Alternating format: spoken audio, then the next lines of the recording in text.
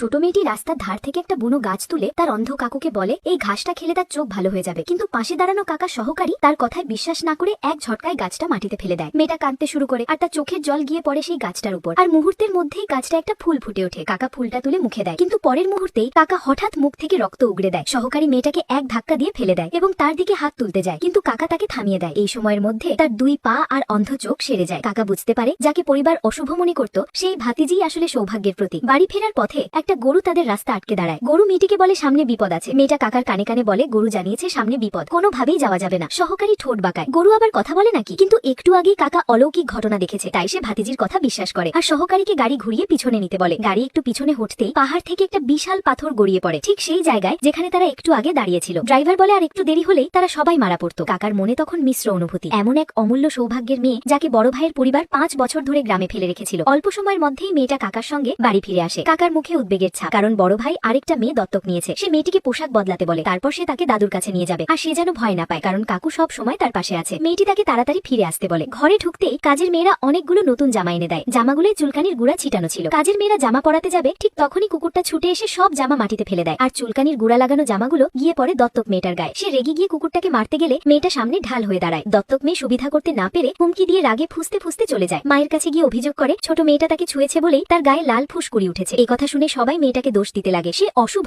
বাড়ি ফিরেই সে বোনের ক্ষতি করেছে। মেয়েটা কাঁদতে কাঁদতে বলে সে কিছু করেনি। তারপর খুব যত্ন করে আঁকা নিজের পরিবারের ছবিটা বের করে দেখায়, কিন্তু দত্তক মেয়ে বলে ছবিতে তাকে কেন রাখা হয়নি? তাহলে কি বোন ফিরে এসেছে তাকে বাড়ি থেকে তাড়িয়ে দেবে বলে? মেয়েটার আপন বড় ভাই ছুটে এসে ছবিটা কেড়ে নেয় এবং ছিঁড়ে টুকরো টুকরো করে ফেলে। মেয়েটি কাঁদতে কাঁদতে বলে বাবা মা তোমরা কি আমাকে আর চাও না? বাবা বলে যার ইচ্ছে নিয়ে যা। সেই মুহূর্তে কাকা বলে এই মেয়েকে তোমরা না চাইলেও আমি চাই। কাকা মেয়েটাকে আগলে ধরে আর বড় ভাইকে ধমক দিয়ে বলে যে সে আপন পরের পার্থক্য বোঝে না আর সৌভাগ্যবান মেয়েকেই বাড়ি থেকে তাড়াতে চায়। সৎমা তাচ্ছিল্য ভরে বলে সে কিভাবে সৌভাগ্যের প্রতি। কথা শেষ হতেই সহকারী হাতে করে সেই জামাগুলো নিয়ে আসে এবং বলে জামাগুলোই চুলকানির গুঁড়া ছিটানো ছিল। কাজের মহিলা ভয়ে হাঁটু গেড়ে বসে সেই সব করেনি বলে জানায়। কাকা দত্তক মেয়েকেই এর জন্য দোষ দেয় আর সবার সামনে ঘোষণা করে ছোট মেয়েটি সাও পরিবারের একমাত্র কন্যা, যেই তার ক্ষতি করার সাহস দেখাবে সে তার জবাব দেবে। তিনি বড় ভাইকেও সতর্ক করে বলেন নিজের দত্তক মেয়েকে সামলাতে। দত্তক মেয়ে কোনো দিক থেকেই ছোট মেয়েটির সমকক্ষ নয়, আর এমন একবার হলে তাকে সাও পরিবার থেকে বের করে দেওয়া হবে। ঠিক তখনই একজন চিৎকার করে জানায় দাদু শেষ নিঃশ্বাস ত্যাগ করেছে। সবাই ছুটে যায় দাদুর কাছে। বড় ভাই আবারও মেয়েটাকেই দোষ দেয়, তার অশুভ ছায়াতেই নাকি দাদুর মৃত্যু হয়েছে। মেয়েটা কাকাকে বলে দাদু শুধু ঘুমিয়ে আছে, তার কাছে উপায় আছে তাকে জাগানোর। বড় ভাই ধমক দেয় মানুষ মারা গেলে কিভাবে জেগে উঠবে? মেয়েটা দাদুর কাছে গিয়ে নিজের চুল দাদুর নাকের কাছে আলতো করে নাড়ায় আর ফিসফিস করে বলে দাদু জেগে উঠো। দাদু জোরে হাঁচি দিয়ে জেগে ওঠে। সবাই স্তব্ধ হয়ে যায়।